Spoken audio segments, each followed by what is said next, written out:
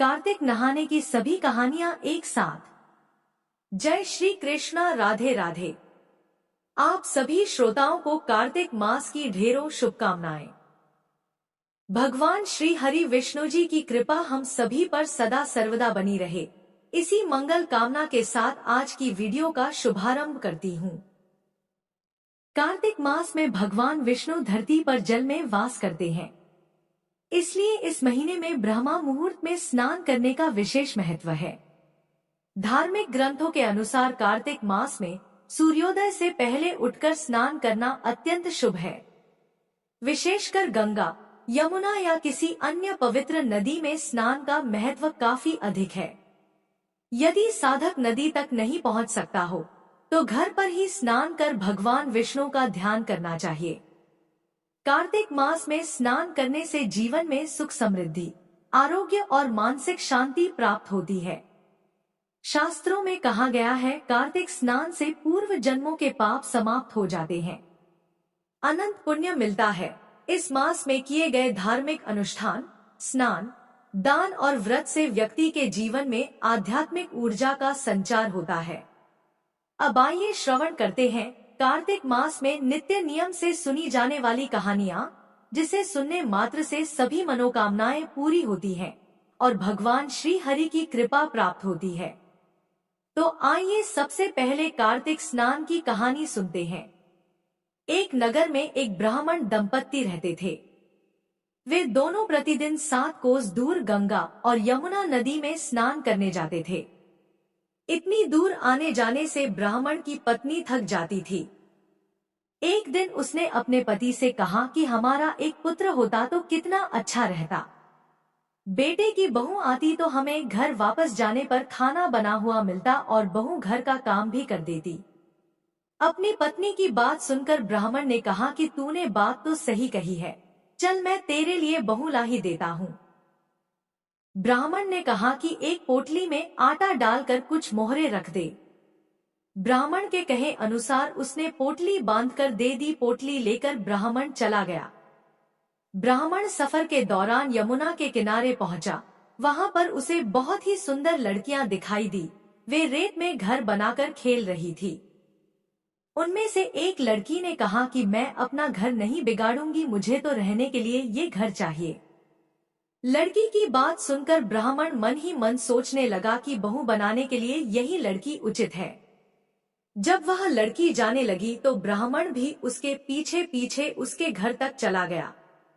वहां जाकर ब्राह्मण ने उस लड़की से कहा, बेटी, कार्तिक मास चल रहा है, इसलिए मैं किसी के घर खाना नहीं खाता। मैं अपने साथ आटा लेकर आया हूँ। तुम अपनी माता से पूछो कि क्या वह मेरे लिए आटा छानकर 4 रोटी बना देगी। यदि वह मेरा आटा छानकर रोटी बनाएगी तो मैं वह रोटी खा लूंगा। लड़की ने जाकर अपनी माँ को ये सारी बात बताई। माँ ने कहा, उचित है, जाकर ब्राह्मण देव से कह दो कि वह अपना आटा दे दे, मैं रोटी बना दूंगी। जब वह आटा छानने लगी तो आटे में से मोहरे निकली। वह नहीं मन सोचने लगी कि जिसके आटे में इतनी मोहरे हैं, उसके घर में कितनी मोहरे होंगी। जब ब्राह्मण खाना खाने बैठा तो लड़की की माँ ने उस ब्राह्मण से पूछा, क्या आपका कोई लड़का है और क्या आप उस लड़के की सगाई करने जा रहे हो। यह सुनकर ब्राह्मण ने कहा कि मेरा लड़का तो काशी पढ़ने गया हुआ है, लेकिन यदि तुम कहो तो खांड कटोरे से विवाह करके तेरी बेटी को अपने साथ ले जाऊं। लड़की की माँ ने कहा, ठीक है ब्राह्मण देव। इस पर लड़की की माँ ने लड़की की खांड कटोरे से शादी करके ब्राह्मण के साथ भेज दिया। ब्राह्मण ने घर आकर कहा, रामू की माँ, दरवाजा खोलकर देख, मैं तेरे लिए बहू लेकर आया हूँ। ब्राह्मण की पत्नी भीतर से ही बोली, हमारे तो कोई बेटा बेटी नहीं है, तो बहू कहाँ से लाए। दुनिया ताने मारती थी, अब आप भी मारने लगे। ब्राह्मण ने कहा, तू दरवाजा खोलकर तो देख। जब ब्राह्मणी ने दरवाजा खोला तो सामने बहू को खड़ी देखा। उसने बहू का स्वागत किया और आदर सत्कार से अंदर ले गई। अब जब ब्राह्मण अपनी पत्नी के साथ नदी स्नान करने जाता तो पीछे से बहू घर का सारा काम करके और खाना बनाकर रखती थी। वह उनके कपड़े धोती और रात को हाथ पैर भी दबाती थी। इस तरह बहुत दिन बीत गए। ब्राह्मणी ने अपनी बहू से कहा कि बहू कभी भी चूल्हे की आग मत बुझने देना और मटके का पानी खत्म मत होने देना। परंतु एक दिन दुर्भाग्यवश चूल्हे की आग बुझ गई। यह देखकर बहू घबरा गई और भागी भागी अपनी पड़ोसन के पास गई और कहा कि मेरे चूल्हे की आग बुझ गई है, मुझे थोड़ी सी आग चाहिए। मेरे सास ससुर सुबह 5 बजे से गए हुए हैं, वह थके हुए घर आएंगे, इसलिए मुझे उनके लिए खाना बनाना है।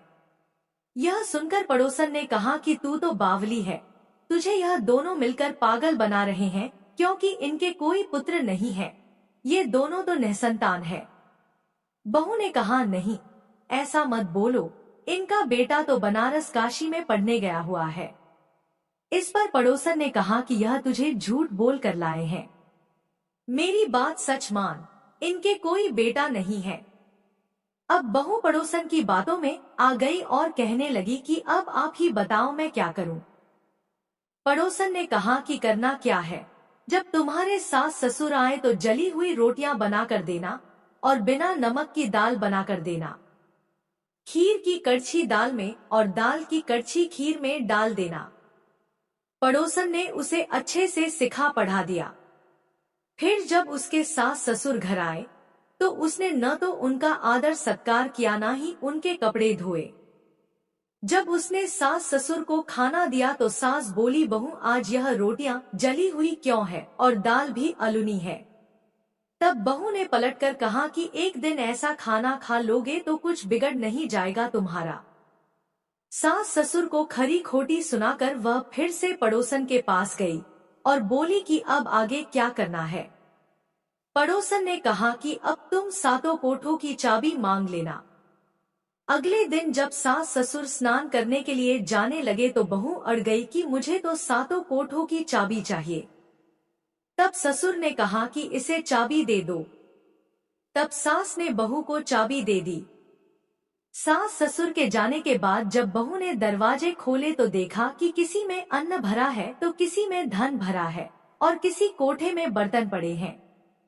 जब उसने सबसे ऊपर का 7वां कोठा खोला तो देखा कि शिवजी, पार्वती माता, गणेश जी, लक्ष्मी माता जी, पीपल पटवारी, कार्तिक के ठाकुर, राई दामोदर, तुलसी जी का बिड़वा, गंगा यमुना और 33 कोटि देवी देवता विराजमान है। वहीं पर एक लड़का चंदन की चौकी पर बैठा माला जप रहा है। यह सब देखकर उसने लड़के से पूछा कि तुम कौन हो। तब लड़का बोला कि मैं तेरा पति हूँ, अभी दरवाजा बंद कर दे। जब मेरे माता पिता आएंगे तब दरवाजा खोलना। यह सब देखकर बहू बहुत खुश हुई और 16 श्रृंगार कर सुंदर वस्त्र पहनकर अपने सास ससुर का इंतजार करने लगी। उसने अपने सास ससुर के लिए अच्छे अच्छे पकवान बनाए।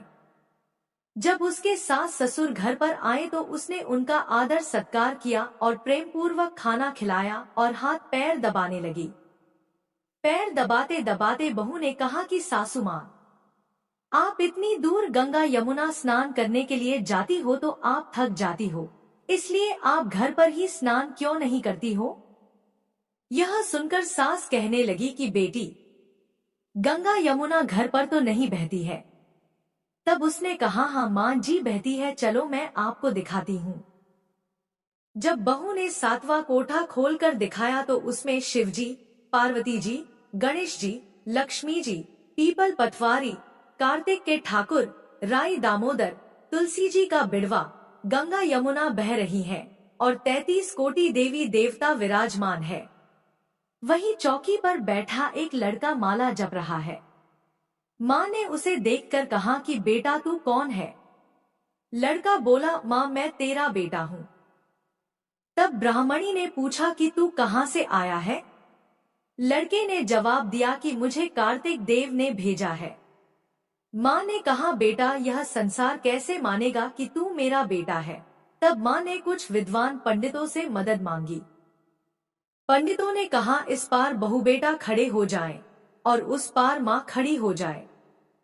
माँ चमड़े की अंगिया पहनी हो और छाती में से दूध की धार निकलकर बेटे की दाढ़ी मूछ भीगे। और पवन पानी से गठजोड़ा बंधे, तब मानेंगे कि यह इस माँ का ही बेटा है। फिर क्या था, उसने ऐसा ही किया। चमड़े की अंगिया फट गई और छाती में से दूध की धार निकलकर बेटे की दाढ़ी मूंछ भीग गई। पवन पानी से बहू बेटे का गठजोड़ बंध गया। यह सब देखकर ब्राह्मण और उसकी पत्नी की खुशी का ठिकाना न रहा। तो यह थी कार्तिक स्नान की कथा। हे कार्तिक के ठाकुर, आपने जैसे ब्राह्मण और ब्राह्मणी को बहू बेटा दिया वैसे सबको देना। कार्तिक मास की कथा कहने, सुनने और हुंकारा भरने वाले सब पर कृपा करना। अब आइए श्रवण करते हैं कार्तिक मास में नित्य नियम से सुनी जाने वाली बूढ़े ससुर और 7 बहुओं की कहानी। एक समय की बात है, किसी नगर में एक बूढ़ा व्यक्ति रहता था और उसकी 7 बहुएं थी। एक बार कार्तिक का महीना आया और उसने अपनी बहुओं से कहा कि मैं कार्तिक का स्नान करूंगा, क्या तुम सब इसे निभा दोगी? 7 में से 6 बहुओं ने मना कर दिया, लेकिन बड़ी बहू ने कहा कि मैं निभा दूंगी। बूढ़ा हर रोज सुबह उठता और नदी पर स्नान कर घर आता। गीली धोती को वह बड़ी बहू के आंगन में सुखा देता। जैसे जैसे उस गीली धोती में से पानी की बूंदें जमीन पर गिरती, वैसे ही वह हीरे मोतियों में बदल जाती। धोती से हीरे मोती गिरते देख बाकी 6 बहुओं से रहा नहीं गया और वे बोली कि हम भी ससुर जी को अपने यहाँ नहाने को बोलते हैं। उन्होंने कहा कि पिताजी, आप कल से हमारे यहाँ कार्तिक नहा लेना। बूढ़े ने कहा कि ठीक है, मुझे तो नहाना ही है, मैं तुम्हारे यहाँ नहा लूंगा। बूढ़ा सुबह सवेरे स्नान करके आया और धोती उसने दूसरी बहू के आंगन में सुखाने के लिए डाल दी, लेकिन यहाँ हीरे मोती की बजाय कीचड़ टपकने लगा। बहुओं ने यह देखा तो कहा कि आप हमारे यहाँ पाप का स्नान कर रहे हो, इसलिए यहाँ से जाओ और बड़ी बहू के यहाँ ही स्नान करो। बूढ़ा वापस बड़ी बहू के यहाँ आया और कार्तिक का स्नान करने लगा। स्नान करके उसने फिर धोती सुखाई तो फिर से हीरे मोती गिरने लगे। अब कार्तिक का महीना समाप्त होने को था। बूढ़ा चिंता में पड़ गया तो बड़ी बहू ने इसका कारण पूछा। उसने कहा कि कार्तिक स्नान समाप्त होने को है और मेरा मन है कि मैं सारे परिवार को एक दिन खाने का न्योता दूं। बड़ी बहू ने कहा कि पिताजी, इसमें चिंता की क्या बात है, आप सभी को बुला ले, मैं खाना बना दूंगी। बूढ़ा सभी को निमंत्रण देने गया तो बाकी बहुओं ने कहा कि जब तक यह घर पर रहेगी हम खाने पर नहीं आएंगे। बूढ़ा फिर से चिंता में घिर गया कि ऐसे कैसे होगा और सूखने लगा। बूढ़े को सूखते देख बड़ी बहू ने कहा कि पिताजी, अब आपको क्या चिंता है? बूढ़े ने बाकी 6 बहुओं वाली बात बड़ी बहू को बता दी, जिसे सुन वह बोली कि पिताजी ठीक है, मैं खाना बनाकर रख जाऊंगी। और उसने वैसा ही किया। खाना बनाकर रख दिया और अपने लिए 4 रोटी लेकर खेत पर चली गई। इधर 6 बहुओं ने खाना खा लिया, लेकिन जाने से पहले बाकी बचे खाने में कंकड़ पत्थर डाल गई कि बड़ी बहू आएगी तो परेशान होगी। इधर खेत में बैठकर बड़ी बहू कहने लगी कि राम जी की चिड़िया, राम जी का खेत, चुग लो चिड़िया भर भर पेट। मेरे ससुर ने घर में जगह दी है और मैंने खेत में। चिड़िया को बाजरा डाल वह घर आ गई। घर आई तो बूढ़ा फिर उदास बैठा था। उसने फिर पूछा कि पिताजी, यह उदासी क्यों? सब ठीक ठाक निपट गया ना? वह बोला कि हाँ बहू, सब ठीक निपट गया, लेकिन तेरी देवरानियां बाकी बचे खाने में कंकड़ पत्थर व मिट्टी डाल गई। बहू ने कहा कि कोई बात नहीं पिताजी, मैं तो अपने लिए 4 रोटी फिर बना लूंगी। बहू अपने ससुर से बात कर घर के भीतर जाकर खाने को देखती है तो वह हैरान रह जाती है, क्योंकि वह देखती है कि जिस खाने में सभी बहुओं ने कंकड़ पत्थर डाला था वह हीरे मोती में बदल गए हैं। घर की जगह महल खड़ा हो गया है और धन दौलत से भर गया है। अन्न के भंडार घर में भरे पड़े हैं। वह अपने ससुर को बुलाकर कहती है कि पिताजी, आपने तो कहा था कि मेरे लिए कुछ नहीं बचा है, लेकिन यहाँ तो हीरे मोतियों के भंडार भर गए हैं। पूरे घर में धन की वर्षा हो रही है। साधारण सा घर महल में बदल गया है। बूढ़ा सब चीजों को देखकर बोला कि बेटी, तुमने सच्चे मन से कार्तिक स्नान निभाया था, लेकिन बाकी बहुओं ने पापी मन से इसे निभाया। इसलिए कार्तिक देवता तुमसे प्रसन्न हुए और यह फल दिया। हे कार्तिक देवता, जैसे आपने बड़ी बहू की सुनी, वैसे ही आप सभी की सुनना। अब सुनिए कार्तिक मास में नित्य नियम से सुनी जाने वाली बुढ़िया माई और हनुमान जी की कहानी। किसी गांव में एक बुढ़िया रहती थी और उसका एक बेटा व बहू भी साथ रहते थे। कार्तिक का महीना आया तो बुढ़िया ने बेटे से कहा कि वह कार्तिक स्नान के लिए जाएगी और 1 महीना वहीं रहेगी। यह सुन उसके बेटे ने अपनी पत्नी से कहा कि माँ के लिए 30 लड्डू बनाकर दे दो, ताकि वह पूजा पाठ कर कुछ खा सके। बहू ने गुस्से में आकर 30 लड्डू बनाकर दे दिए। बुढ़िया नदी किनारे कार्तिक स्नान को गई और वहीं एक किनारे पर झोपड़ी बनाकर रहने लगी। बुढ़िया रोज सवेरे उठकर स्नान करती और जैसे ही एक लड्डू निकालकर खाने लगती तो हनुमान जी बंदर के रूप में आते तो बुढ़िया वह लड्डू खुशी से बंदर को दे देती। इस तरह से कार्तिक का पूरा महीना बीत गया और सभी 30 लड्डू हनुमान जी बंदर के रूप में खा गए। कार्तिक का महीना समाप्त होने पर बुढ़िया वापस जाने को तैयार हुई तो हनुमान जी प्रकट हो गए। उन्होंने बुढ़िया की उस कुटिया की जगह पर एक आलीशान महल बनवा दिया। बुढ़िया का पूरा महल धन दौलत से भर गया। उसकी काया निरोगी हो गई। अन्न के भंडार से महल भर गया। इतना सब होने पर वह धूमधाम से अपने बेटे के पास गई। बुढ़िया को इतना धनी देखकर उसकी बहू ने मन में कहा कि अगले कार्तिक मैं भी अपनी माँ को कार्तिक स्नान के लिए भेजूंगी। और अगला कार्तिक आने पर उसने अपनी माँ को कार्तिक स्नान के लिए कहा। पूरे 30 लड्डू घी व बहुत सा मेवा डालकर अपनी माँ के लिए बना कर दिए। माँ कार्तिक स्नान के लिए गई और जैसे ही सुबह सवेरे नहाकर लड्डू खाने लगती तो हनुमान जी बंदर का रूप धरकर उसके सामने बैठ जाते तो वह पत्थर मारकर उन्हें भगा देती और कहती कि इससे मेरा खुद का पेट नहीं भरा तो तुम्हें कैसे दूं। उसका रोज का यही क्रम 30 दिन तक चलता रहा।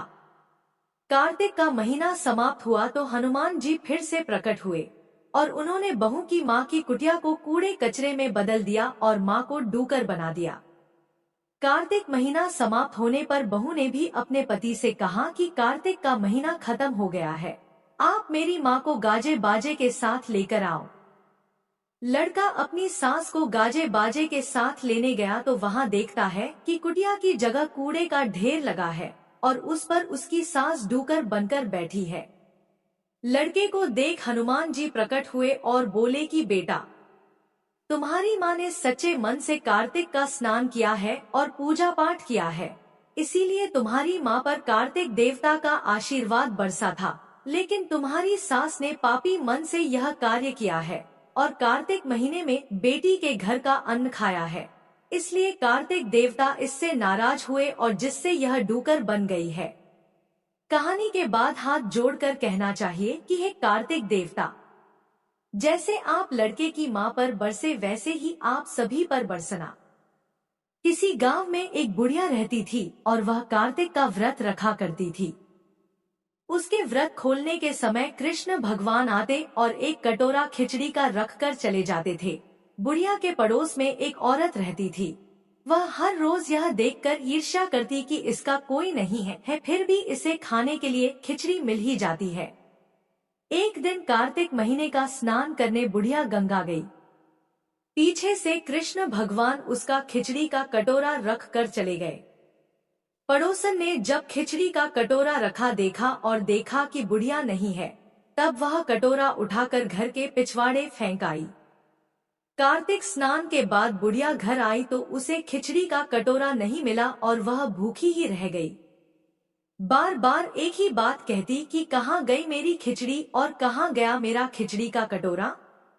दूसरी ओर पड़ोसन ने जहाँ खिचड़ी गिराई थी वहाँ एक पौधा उगा जिसमें 2 फूल खिले। एक बार राजा उस ओर से निकला तो उसकी नजर उन दोनों फूलों पर पड़ी और वह उन्हें तोड़कर घर ले आया। घर आने पर उसने वह फूल रानी को दिए, जिन्हें सूंघने पर रानी गर्भवती हो गई। कुछ समय बाद रानी ने 2 पुत्रों को जन्म दिया। वह दोनों जब बड़े हो गए तब वह किसी से भी बोलते नहीं थे, लेकिन जब वह दोनों शिकार पर जाते तब रास्ते में उन्हें वही बुढ़िया मिलती, जो अभी भी यही कहती कि कहाँ गई मेरी खिचड़ी और कहाँ गया मेरा कटोरा। बुढ़िया की बात सुनकर वह दोनों कहते कि हम हैं तेरी खिचड़ी और हम हैं तेरा बेला। हर बार जब भी वह शिकार पर जाते तो बुढ़िया यही बात कहती और वह दोनों वही उत्तर देते। एक बार राजा के कानों में यह बात पड़ गई। उसे आश्चर्य हुआ कि दोनों लड़के किसी से नहीं बोलते, तब यह बुढ़िया से कैसे बात करते हैं। राजा ने बुढ़िया को राजमहल बुलवाया और कहा कि हम में से तो किसी से ये दोनों बोलते नहीं हैं, तुमसे यह कैसे बोलते हैं। बुढ़िया ने कहा कि महाराज, मुझे नहीं पता कि ये कैसे मुझसे बोल लेते हैं। मैं तो कार्तिक का व्रत करती थी और कृष्ण भगवान मुझे खिचड़ी का बेला भरकर दे जाते थे। एक दिन मैं स्नान करके वापस आई तो मुझे वह खिचड़ी नहीं मिली। जब मैं कहने लगी कि कहाँ गई मेरी खिचड़ी और कहाँ गया मेरा बेला, तब इन दोनों लड़कों ने कहा कि तुम्हारी पड़ोसन ने तुम्हारी खिचड़ी फेंक दी थी तो उसके 2 फूल बन गए थे। वह फूल राजा तोड़कर ले गया और रानी ने सूंघा तो हम 2 लड़कों का जन्म हुआ। हमें भगवान ने तुम्हारे लिए भेजा है। सारी बात सुनकर राजा ने बुढ़िया को महल में ही रहने को कहा। हे कार्तिक महाराज, जैसे आपने बुढ़िया की बात सुनी वैसे ही आपका व्रत करने वालों की भी सुनना। अब आइए श्रवण करते हैं कार्तिक मास में नित्य नियम से सुनी जाने वाली पीपल पटवारी की कथा। कार्तिक मास में पीपल पटवारी की कहानी नित्य नियम से कही और सुनी जाती है। स्नान और पूजा करने के बाद पीपल पटवारी की कथा सुनने से अपार पुण्य मिलता है। कार्तिक मास में स्नान, ध्यान और पूजा पाठ का विशेष महत्व होता है। आज के दिन इस कथा को सुनने से सभी पापों का नाश होता है और भगवान विष्णु की कृपा प्राप्त होती है। किसी गांव में एक गुजरी रहा करती थी। वो दूध दही बेचकर अपने परिवार का पालन पोषण करती थी। एक दिन उसने अपनी बहू को बुलाकर कहा कि बहू जा, आज तू यह दूध दही बेच कर आ। बहू दूध दही बेचने गई तो रास्ते में उसने देखा कि कार्तिक मास में महिलाएं पीपल सींचने आई हुई हैं। वो उन्हें देखकर बैठ गई और उन महिलाओं से पूछने लगी कि तुम लोग यह क्या कर रही हो। उन औरतों ने कहा कि हम पीपल महादेव की पटवारी सींच रहे हैं। बहू ने फिर पूछा कि अच्छा, ऐसा करने से क्या होता है। तब औरतों ने बताया कि ऐसा करने से अन्न धन की प्राप्ति होती है। अगर किसी का पति वर्षों से बिछड़ा हुआ है तब वह मिल जाता है। औरतों की सारी बात सुनकर वह गुजरी की बहू बोली कि तुम तो पानी से सींच रही हो, मैं तो दूध दही से सींचूंगी। अब गुजरी की बहू हर रोज आती और सारे दूध दही से पीपल की पटवारी को सींच जाती। उसकी सास उससे वापस लौटने पर हर रोज पैसों के बारे में पूछती तो बहू कह देती थी कि माजी कार्तिक का महीना समाप्त होने दो, तब मैं सारे पैसे लाकर दे दूंगी। कार्तिक का महीना पूरा होने पर पूर्णिमा आ गई। तब वह गुजरी की बहू पीपल की पटवारी के पास धरना देकर बैठ गई। पीपल ने उससे पूछा कि तू यहाँ पर क्यों बैठी हुई है। तब गुजरी की बहू बोली कि मेरी सास दूध दही के पैसे आज मांगने वाली है, लेकिन मैंने तो पूरे महीने पीपल के पेड़ को दूध और दही से सींचा है, इसलिए अब मुझे पैसे चाहिए। पीपल ने कहा मेरे पास पैसे नहीं है, यह भाटे डंडे पत्ते और पान पड़े हैं, यह सब ले जा और गुल्लक में ले जाकर रख देना। बहू घर पहुंची और उसने वैसा ही किया जैसे पीपल देव ने कहा था। घर जाने पर सास ने पूछा कि बहू बता पैसे लाई या नहीं। बहू कहने लगी माजी लाई हूँ और मैंने गुल्लक में रख भी दिए हैं। सास ने गुल्लक खोलकर देखा तो उसकी आंखें खुली की खुली रह गई। गुल्लक में हीरे मोती जगमगा रहे थे, सारे सूखे पत्ते धन में बदल गए थे, जिन्हें देखकर सास कहने लगी अरे बहू, इतना धन कहाँ से लाई है। बहू सीधी साधी थी, उसने अपनी सास को सारी बातें सच सच बता दी कि उसने तो दूध दही से पीपल की पटवारी सींच दी थी और पैसे मांगने पर पीपल ने पत्ते डंडे और भाटे दे दिए थे और वह गुल्लक में रखने से हीरे मोती बन गए। अब बहू की बात सुनकर सास बोली कि बहू, तब तो मैं भी पीपल की पटवारी सींचने जाऊंगी। अब सास दूध दही तो बेच आती, उसके बाद दूध दही की हांडी धोकर पीपल की पटवारी में रखाती थी। घर आकर वह अपनी बहू से कहती कि बहू चल तू मुझसे पैसे मांग। बहू कहती कि मान जी। कभी बहू भी सास से पैसे मांगती है क्या? फिर सास के बार बार कहने पर आखिरकार बहू ने सास को पैसे लाने के लिए कहा, तो सास एक दिन पीपल के पास धरना देकर बैठ गई। पीपल ने सास को भाटे, पत्ते, डंडे और पान दे दिए और सास ने घर आकर गुल्लक में वह सब ले जाकर रख दिए। सास के कहने पर बहू ने गुल्लक फोड़ी तो देखा कि उसमें तो कीड़े मकोड़े चल रहे थे। बहू ने सास से पूछा कि माँ जी यह सब क्या है? सास कीड़ों को देखकर गांव की महिलाओं से बोली कि पीपल पटवारी ने मेरी बहू को धन दिया, लेकिन मुझे कीड़े क्यों दिए? इस पर सभी औरतें बोली कि तुम्हारी बहू ने सब कुछ सच्चे मन से किया था, लेकिन तुमने धन के लालच में आकर यह सब किया। इसलिए हाथ जोड़कर इस कथा के अंत में कहना चाहिए कि हे पटवारी माता, जैसा आपने बहू को दिया वैसा ही अपने भक्तों को देना। इस कथा को कहते सुनते और हुंकारा भरते सभी भक्तों को देना। अब आइए श्रवण करते हैं कार्तिक मास में सुनी जाने वाली इल्ली और घुन की कहानी। एक इल्ली और घुन था। इल्ली बोली आओ घुन कार्तिक स्नान करे। घुन बोला तू ही कार्तिक स्नान कर ले, मैं तो नहीं करूंगा। घुन की बात सुनकर इल्ली तो राजा की लड़की के पल्ले से लगकर कार्तिक स्नान कर लेती है, लेकिन घुन ने इल्ली के कहने से कार्तिक स्नान नहीं किया। कुछ दिनों बाद दोनों मर गए। बाद में इल्ली ने कार्तिक स्नान के पुण्य के कारण राजा के घर जन्म लिया और घुन राजा के घर गधा बन गया। राजा ने अपनी बेटी का विवाह कर दिया। बेटी ससुराल जाने लगी तो उसने अपनी पालकी रुकवा दी, तो राजा ने पूछा क्या हुआ बेटी? तो लड़की बोली पिताजी मुझे ये गधा चाहिए। तब राजा बोला बेटी तूने ये क्या मांगा? मांगना था तो धन दौलत ले ले, पर तू इसका क्या करेगी? लेकिन लड़की नहीं मानी और बोली नहीं, मुझे तो यही चाहिए। गधे को रथ से बांध दिया गया। महल में पहुंचने पर गधे को महल के नीचे बांध दिया गया। जब लड़की नीचे उतरती तो गधा कहता मुझे पानी पिला दे। तब लड़की ने कहा मैंने पहले ही कहा था कार्तिक स्नान कर ले, पर तब तूने कहा था मैं तो बाजरा खाऊंगा और ठंडा ठंडा पानी पीऊंगा।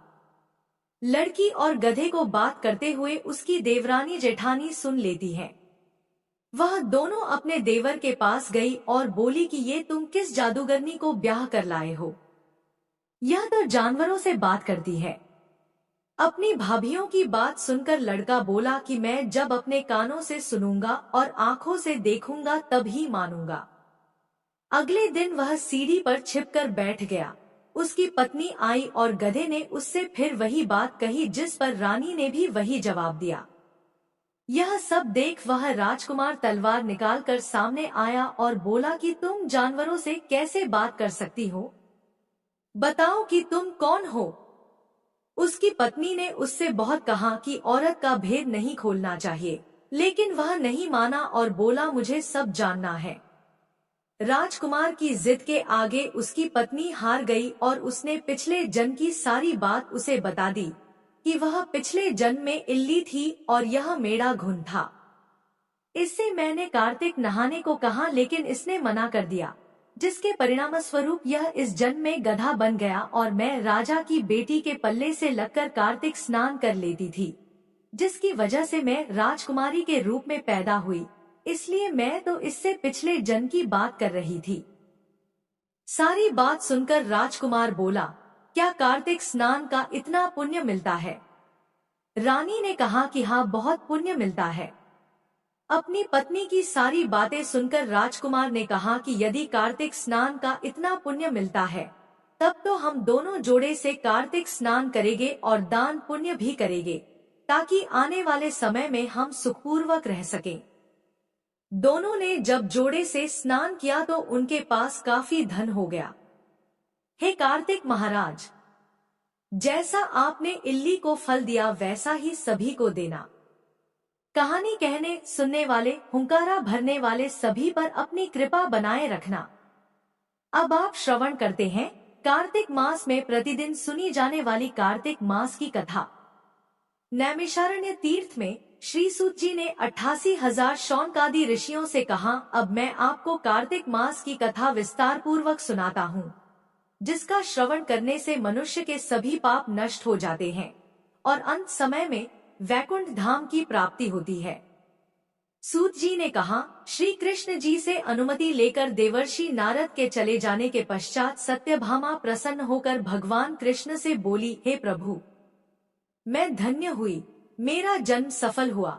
मुझ जैसी त्रैलोक्य सुंदरी के जन्मदाता भी धन्य है, जो आपकी 16,000 स्त्रियों के बीच में आपकी परम प्यारी पत्नी बनी। मैंने आपके साथ नारद जी को वह कल्पवृक्ष आदिपुरुष विधि पूर्वक दान में दिया, परंतु वही कल्पवृक्ष मेरे घर लहराया करता है। यह बात मृत्युलोक में किसी स्त्री को ज्ञात नहीं है। हे त्रिलोकीनाथ, मैं आपसे कुछ पूछने की इच्छुक हूँ। आप मुझे कृपया कार्तिक महात्म्य की कथा विस्तार पूर्वक सुनाइए, जिसको सुनकर मेरा हित हो और जिसके करने से कल्प पर्यंत भी आप मुझसे विमुख न हो। सूत जी आगे बोले, सत्यभामा के ऐसे वचन सुनकर श्री कृष्ण ने हंसते हुए सत्यभामा का हाथ पकड़ा और अपने सेवकों को वहीं रुकने के लिए कहकर विलासयुक्त अपनी पत्नी को कल्पवृक्ष के नीचे ले गए। फिर हंसकर बोले, हे प्रिय, 16,000 रानियों में से तुम मुझे प्राणों के समान प्यारी हो। तुम्हारे लिए मैंने इंद्र एवं देवताओं से विरोध किया था।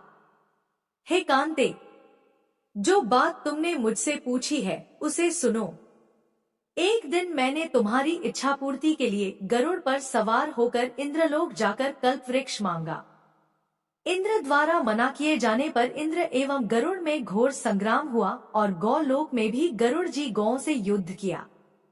गरुड़ की चोंच से उनके कान एवं पूंछ कटकर गिरने लगे, जिससे 3 वस्तुएं उत्पन्न हुई। कान से तंबाकू, पूंछ से गोभी और रक्त से मेहंदी बनी। इन तीनों का प्रयोग करने वाले को मोक्ष नहीं मिलता। तब गौ ने भी क्रोधित होकर गरुड़ पर वार किया, जिससे उनके 3 पंख टूटकर गिर गए। इनके पहले पंख से नीलकंठ, दूसरे से मोर और तीसरे से चकवाचकवी उत्पन्न हुए। हे प्रिय, इन तीनों का दर्शन करने मात्र से ही शुभ फल प्राप्त हो जाता है। यह सुनकर सत्यभामा ने कहा, हे प्रभु, कृपया मुझे मेरे पूर्व जन्मों के विषय में बताइए कि मैंने पूर्व जन्म में कौन कौन से दान, व्रत व जप नहीं किए हैं। मेरा स्वभाव कैसा था, मेरे जन्मदाता कौन थे और मुझे मृत्युलोक में जन्म क्यों लेना पड़ा। मैंने कौन सा पुण्य कर्म किया था जिससे मैं आपकी अर्धांगिनी हुई। श्री कृष्ण ने कहा, हे प्रिय, अब मैं तुम्हारे द्वारा पूर्व जन्म में किए गए पुण्य कर्मों को विस्तार पूर्वक कहता हूँ, उसे सुनो। पूर्व समय में सतयुग के अंत में मायापुरी में अत्रिगोत्र में वेदांत का ज्ञाता देव शर्मा नामक एक ब्राह्मण निवास करता था। वह प्रतिदिन अतिथियों की सेवा, हवन और सूर्य भगवान का पूजन किया करता था। वह सूर्य के समान तेजस्वी था। वृद्धावस्था में उसे गुणवती नामक कन्या की प्राप्ति हुई। उस पुत्रहीन ब्राह्मण ने अपनी कन्या का विवाह अपने ही चंद्र नामक शिष्य के साथ कर दिया। वह चंद्र को अपने पुत्र के समान मानता था और चंद्र भी उसे अपने पिता की भांति सम्मान देता था। एक दिन वे दोनों कुश व समिधा लेने के लिए जंगल में गए। जब वे हिमालय की तलहटी में भ्रमण कर रहे थे, तब उन्हें एक राक्षस आता हुआ दिखाई दिया। उस राक्षस को देखकर भय के कारण उनके अंग शिथिल हो गए और वे वहां से भागने में भी असमर्थ हो गए। तब उस काल के समान राक्षस ने उन दोनों को मार डाला। चूंकि वे धर्मात्मा थे, इसलिए मेरे पार्षद उन्हें मेरे वैकुंठ धाम में मेरे पास ले आए। उन दोनों द्वारा आजीवन सूर्य भगवान की पूजा किए जाने के कारण मैं दोनों पर अति प्रसन्न हुआ। गणेश जी, शिव जी, सूर्य व देवी, इन सब की पूजा करने वाले मनुष्य को स्वर्ग की प्राप्ति होती है। मैं एक होता हुआ भी काल और कर्मों के भेद से 5 प्रकार का होता हूँ। जैसे एक देवदत्त, पिता, भ्राता आदि नामों से पुकारा जाता है। जब वे दोनों विमान पर आरूढ़ होकर सूर्य के समान तेजस्वी, रूपवान, चंदन की माला धारण किए हुए मेरे भवन में आए तो वे दिव्य भोगों को भोगने लगे। सत्यभामा ने कहा, हे प्रभु, आप तो सभी काल में व्यापक हैं और सभी काल आपके आगे एक समान है। फिर यह कार्तिक मास ही सभी मासों में श्रेष्ठ क्यों है? आप सब तिथियों में एकादशी और सभी मासों में कार्तिक मास को ही अपना प्रिय क्यों कहते हैं? इसका कारण बताइए। भगवान श्री कृष्ण ने कहा, हे भामिनी, तुमने बहुत अच्छा प्रश्न किया है। मैं तुम्हें इसका उत्तर देता हूँ, ध्यानपूर्वक सुनो। इसी प्रकार एक बार महाराज बेन के पुत्र राजा पृथु ने प्रश्न के उत्तर में देवर्षि नारद से प्रश्न किया था और जिसका उत्तर देते हुए नारद जी ने उसे कार्तिक मास की महिमा बताते हुए कहा, हे राजन, एक समय शंख नाम का एक राक्षस बहुत बलवान एवं अत्याचारी हो गया था। उसके अत्याचारों से तीनों लोकों में त्राहि मच गई। उस शंखासुर ने स्वर्ग में निवास करने वाले देवताओं पर विजय प्राप्त कर इंद्रादि देवताओं एवं लोकपालों के अधिकारों को छीन लिया। उससे भयभीत होकर समस्त देवता अपने परिवार के सदस्यों के साथ सुमेरु पर्वत की गुफाओं में बहुत दिनों तक छिपे रहे। तत्पश्चात वे निश्चिंत होकर सुमेरु पर्वत की गुफाओं में ही रहने लगे। उधर जब शंखासुर को इस बात का पता चला कि देवता आनंद पूर्वक सुमेरु पर्वत की गुफाओं में निवास कर रहे हैं, तो उसने सोचा किसी कोई दिव्य शक्ति अवश्य है जिसके प्रभाव से अधिकारहीन यह देवता अभी भी बलवान है। सोचते सोचते वह इस निर्णय पर पहुंचा कि वेद मंत्रों के बल के कारण ही देवता बलवान हो रहे हैं। यदि इनसे वेद छीन लिए जाए तो वे बलहीन हो जाएंगे। सा विचार कर शंखासुर ब्रह्मा जी के सत्यलोक से शीघ्र ही वेदों को हर लाया। उसके द्वारा ले जाए जाते हुए भय से उसके चंगुल से निकल भागे और जल में समा गए। शंखासुर ने वेद मंत्रों तथा बीज मंत्रों को ढूंढते हुए सागर में प्रवेश किया, परंतु न तो उसको वेद मंत्र मिले और न ही बीज मंत्र। जब शंखासुर सागर से निराश होकर वापस लौटा तो उस समय ब्रह्मा जी पूजा की सामग्री लेकर सभी देवताओं के साथ भगवान विष्णु की शरण में पहुँचे और भगवान को गहरी निद्रा से जगाने के लिए गाने बजाने लगे और धूप गंध आदि से बारंबार उनका पूजन करने लगे। धूप, दीप, नैवेद्य आदि अर्पित किए जाने पर भगवान की निद्रा टूटी और वह देवताओं सहित ब्रह्मा जी को अपना पूजन करते हुए देखकर बहुत प्रसन्न हुए तथा कहने लगे, मैं आप लोगों के इस कीर्तन एवं मंगलाचरण से बहुत प्रसन्न हूँ। आप अपना अभीष्ट वरदान मांगिए, मैं अवश्य प्रदान करूँगा। जो मनुष्य आश्विन शुक्ल की एकादशी से देवोत्थान एकादशी तक ब्रह्म मुहूर्त में उठकर मेरी पूजा करेंगे, उन्हें तुम्हारी ही भांति मेरे प्रसन्न होने के कारण सुख की प्राप्ति होगी। आप लोग जो पाद्य, अर्घ्य, आचमन और जल आदि सामग्री मेरे लिए लाए हैं, वे अनंत गुणों वाली होकर आपका कल्याण करेगी। शंखासुर द्वारा हरे गए संपूर्ण वेद जल में स्थित हैं।